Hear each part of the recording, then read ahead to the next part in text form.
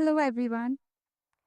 I want you to picture this: a woman named Meera sitting on the doorstep of a small home in Delhi. Her children are playing nearby, and her head is buzzing with business ideas. How she could expand her home based tailoring service, or maybe start selling handmade pickles. She has the skills, the determination, and the dream. But there's one thing missing: capital. No collateral, no loan, no access. So the dream stays just that, a dream. Now imagine thousands, even millions of Meeras across India, women with untapped potential, capable of transforming not just their own lives, but uplifting entire families and communities, if only given the right support. This is the reality of India. And this is why I founded Hinse, a microfinance startup dedicated to providing small collateral free loans to underserved women entrepreneurs. Today, we have over 3,000 clients, and I have seen firsthand how financial independence is not just about money, it's about agency, dignity, and hope. But before I tell you more about Hinse, I want to share how I got here. For a long time, poverty was just something I read about. It existed in reports, statistics, in news articles. It felt distant, something unfortunate but impersonal. That changed when I started working on the ground. Suddenly, poverty had a face, it had a voice. I saw what it meant to live with potential that no one would bet on. I still remember visiting a village in Haryana where I met a woman running a fruit stall.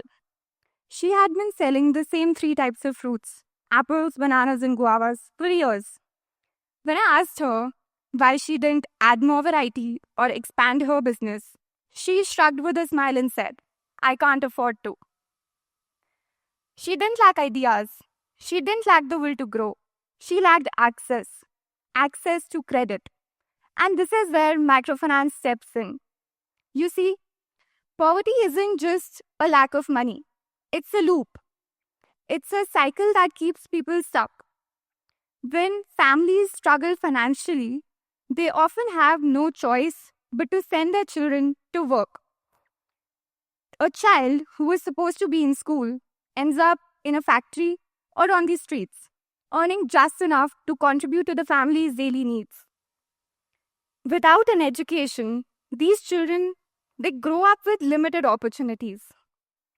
They remain stuck in the same low-paying jobs and are unable to break free from the same financial struggles. So when they have children, they too are forced into labor at a very young age. And so the cycle continues. But here's the beauty of microfinance: it disrupts that cycle.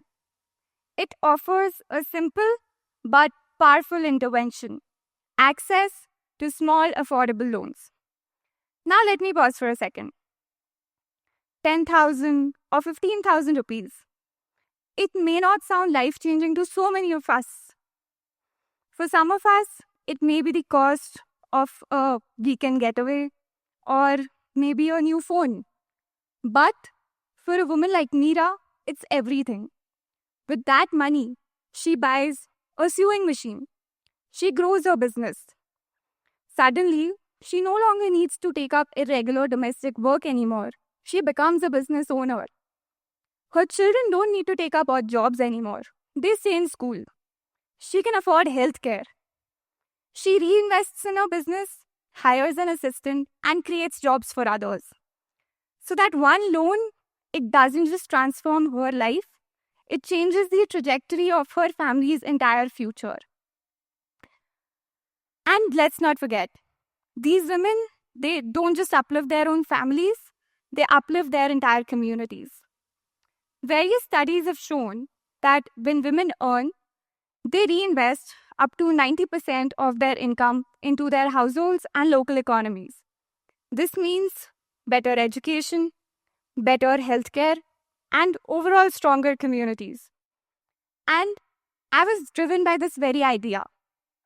how small capital injections could create generational change. And it's not just a belief, it's backed by numbers. The repayment rate in India's microfinance industry is 98%. Think about that. The women who were once deemed unbankable, the women who were turned away by traditional lenders, are repaying their loans on time, proving that they're not just worthy of credit, but also reliable and resilient entrepreneurs. And the need for these financial services is staggering. India is one of the most economically diverse countries in the world. On one hand, we have billion-dollar unicorn startups, luxury brands, and massive corporations. And on the other hand, we have 190 million unbanked individuals. To put that into perspective, that's more than the entire population of the United Kingdoms, France, and Canada combined. And yet, despite the massive demand, microfinance only makes up a fraction of India's $1.8 trillion financial services industry. The market potential is immense. The microfinance sector is projected to reach $50 billion by 2025. But even that barely scratches the surface. There are still millions of women waiting for their first loan, millions of businesses yet to be born.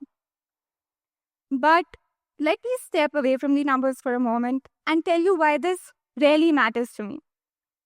So, I have stood in villages where women have told me how they once had to choose between buying food or purchasing medicine for their children. I have listened to women describe the humiliation of being rejected by banks just because they had no collateral. No paperwork, no land, no property that deemed them creditworthy. And I have watched those same women with a small loan in hand transform into business owners, into employers, into leaders in their communities. I remember meeting Reena. She took a 25,000 rupee loan to buy a vegetable cart. She went from selling on the roadside to owning a permanent stall. She could finally afford proper healthcare for her family, something she once thought was impossible. And here's what's even more inspiring. These women, they go on to inspire others. They become role models for their daughters, for their neighbors, for other women in their communities. The impact doesn't just stop with one.